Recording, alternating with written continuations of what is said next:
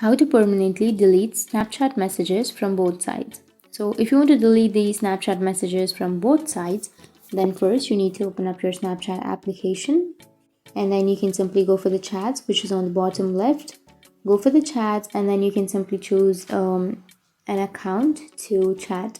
So for example, I have this person, right? So if you simply go and type something, and if you want to delete the chat, then what you can do is simply tap and hold on to that chat, and here you will have delete option. Tap on delete, and here it says that if you delete a message, then it will remove it from the servers and from your friends' devices, but they will be notified that you have deleted something.